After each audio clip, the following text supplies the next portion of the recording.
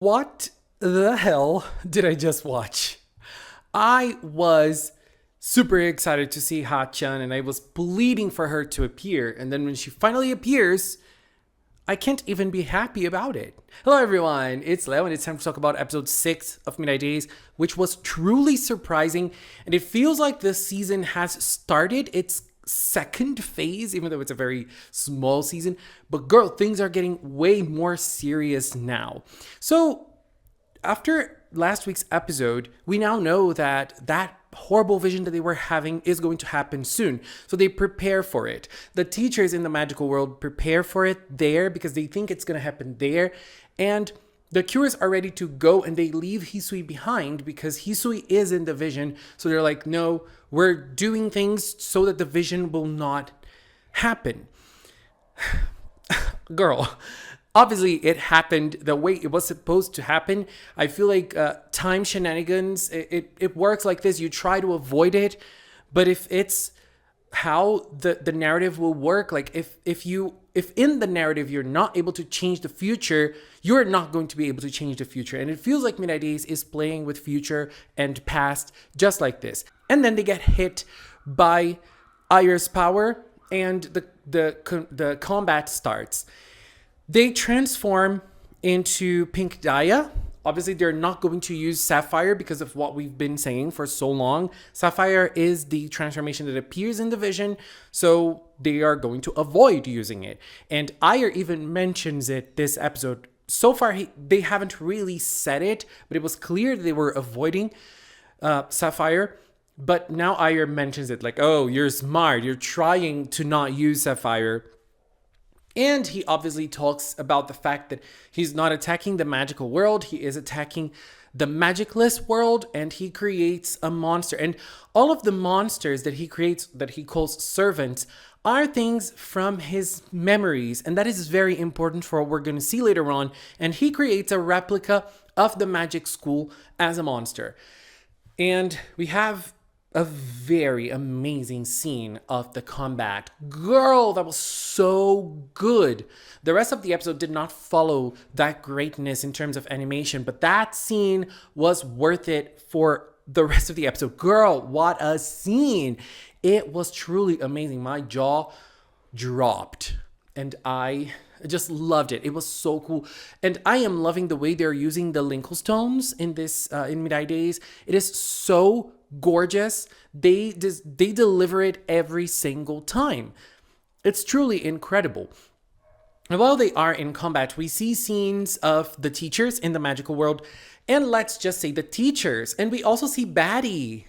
Batty is also a teacher. And while they're talking about Ayer, they're mentioning that Ayer, the only thing that they know about him is that he uses dark magic. And Batty's like, if he uses dark magic, now I'm interested. And we also see Saucier, who is a character we've talked about here before. And girl, the teachers are 100% useless. Let's just put it like it is. The fact that they did not arrive on time in the magical world, they did not even take the snail thingy. The teachers, they all stayed there wondering, oh my God, what is going on? There were so many teachers. No one thought of, okay, I'm going to the magicless world to see what's going on. Not even one person. I mean, okay, there was Rico's dad, but not one of all of the teachers thought of that. Wake up, honey.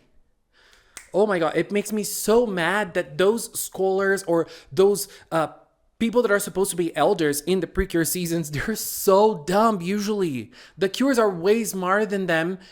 And, they just rely on the cures so much every single time. Girl, wake up. But the combat did continue. And they started noticing that the monster was strong enough and it was going to destroy the Mirai's town.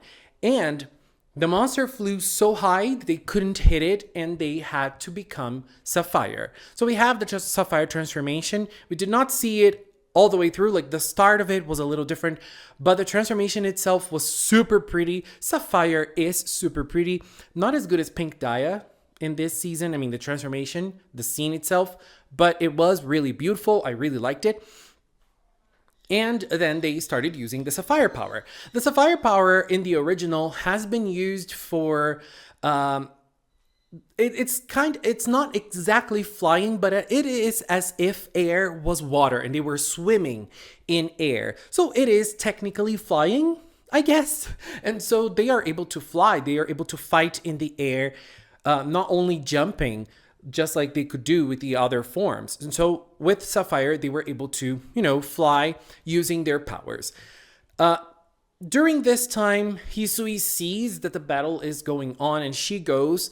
And while she goes, she is able to use her power to break free from Riko's dad. And she goes. When she gets there, the Cures are all shocked because they were not expecting Hisui to be there. And there was also a moment in which they were trying to hold back the monster. And Mirai was having visions from the past. It is all about wanting to come back from the past. Mirai had a vision of their graduation. And it was very pretty because Mirai was talking to Mofurun in that scene. This is one of the moments between episodes 49 and 50 in the original. No, it's in episode 49 because 49 ends with their reunion already. So it's between the start and the end of 49 in the original. And we have Mirai sharing with Mofurun that people were crying in the graduation and Mofurun was asleep. Mofurun wasn't a magical creature anymore. And Mirai was telling Mofurun that she was ready to stop crying. That means that she cried a lot because she was without Kotoha, she was without, obviously, Riko, and she was without Mofurun. She was with Mofurun physically, but the Mofurun she spent time during the original MAHOU was not there with her any longer. So, about the graduation that appeared in the vision of the past that Mirai sees, she sees a picture of herself, Riko, and Hachan. But Mirai actually graduated with her Magicless World friends, and there's even a shot that we see that in the original MAHOU with all of them graduating. The picture is different. Is there a mystery here in the past that she sees? What is going on? So this longing for the past, Mirai knows this feeling very well. This was taking her out a little bit, and then when Hisui appeared, this took her out again. And it is so funny because that we have like this ominous power, this super huge power. It was a dangerous thing, and Mofurun was having to protect both Hisui and the little dog, the little Labrador. It was, oh my god, that dog is so cute, but not anymore. Girl, what? And Mofurun is obviously amazing as well. And all of those things, they were so intense. And at the end of the day, the Sapphire power was so strong that it was able to blow the monster off. Before that, we have another moment in which Ayer is talking about the passage of time, and he says that basically we live to get old and then die. And I mean, that is not wrong. We're all going to get old and we're all going to die. Some of us are not going to die of old age, which is something we see in this episode. But some of us are going to die of old age. And time does not stop. But this phrase of Ayer is an oversimplification of the life experience. The life experience is not just watching time go by and wait for your time to arrive. That's not what life is about. That's not what us humans experience in life. There are way more things than that for us. And so that is something that Mirai also tries to snap back at him, but she does not have a ready answer. She does not have an answer. She just says, that's not true, which is kind of true, but there's more to that. But at the end, they are able to blow the monster away. But what happens is that was too much power for them and they just fall down and everything starts to happen. The flower that is on top of Hisui's head falls off. It's on the ground. Mirai and Nico are in the ground, and everything that we've seen before, colorless, is now colorful because it is actually happening. The vision is actually happening. And Ayer says that he is ready to get Hisui because he needs Hisui's power. He needs to get her so that his dream, his wish of having the power to traverse through time is fulfilled.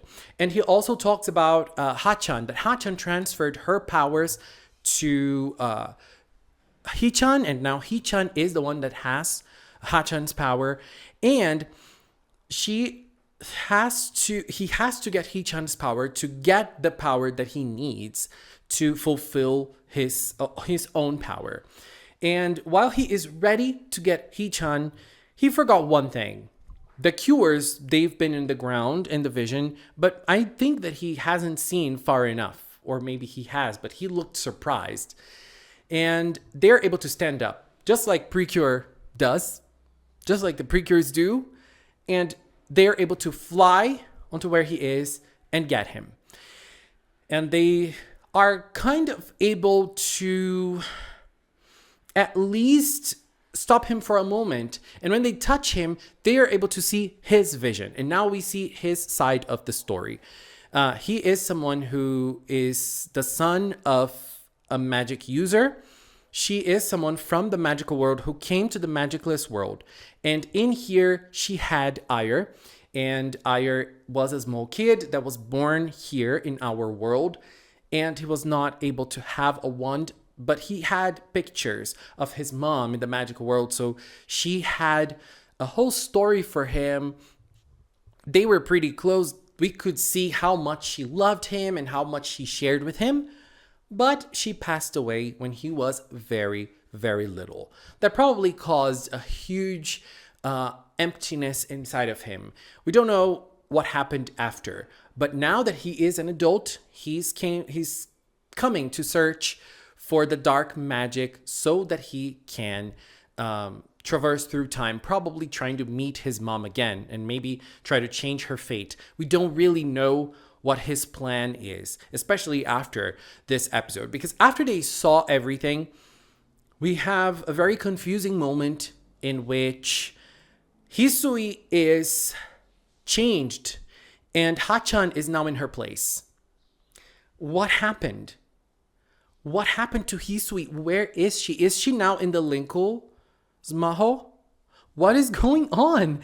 And, Hachan is there in the middle. And at the same time, we have Mofurun protecting the little dog.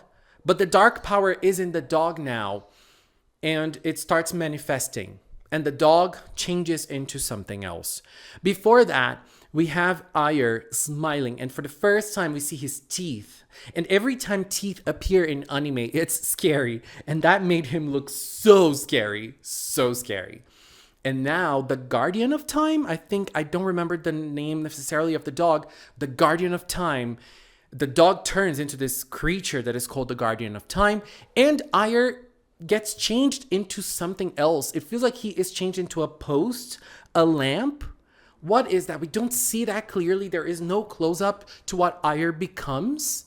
So when it comes to Ayer, when I watched the episode, I did not notice that. So I'm coming back here from the future to say that Ayer actually turned into his mother's wand. What is going on with Mirai Days? Why did he turn into his mom's wand? I mean, there's a lot of symbolism and meaning behind that because he is going after the magic. I mean, a reverse magic than the one that his mom used. But at the same time, he turned into something that was probably important for his mother. There is an emotional bond, an emotional feeling over that object.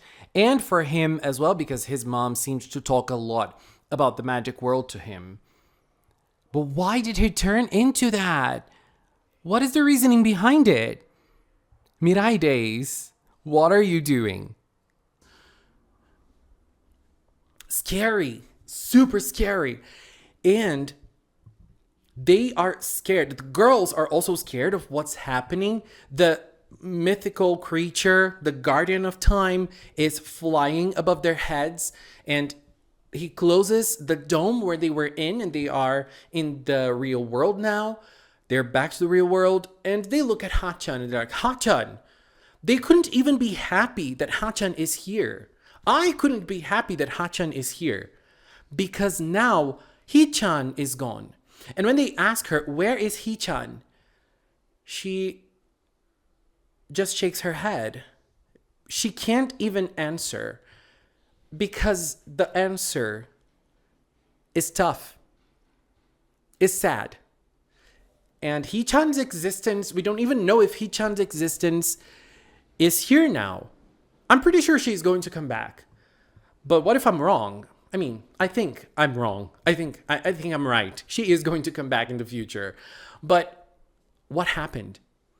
And I just love those mysteries. And look, this episode was one of the best so far from Mirai.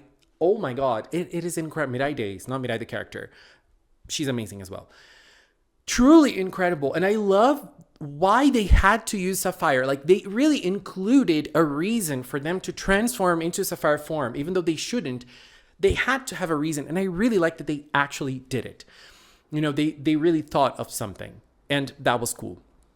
What an episode this was. Truly, truly, truly amazing, incredible, flawless, perfect. I don't even have words to describe how I'm feeling. I mean, I'm feeling sad, I'm feeling confused, and I'm feeling amazed because it was amazing. Even though it was sad, it was also amazing. Anyways, babies, this is it for now. Mirai Days. Keep on blowing us away. Keep on surprising us. That's what we want. We are living for Mirai Days. This is it for now. I want to take this little time to thank the members of the Magical Cinnamon channel. If you are a member, thank you very much for your support. And if you've watched up to now, thank you so much as well. Thanks so much for watching, and until next time, bye-bye.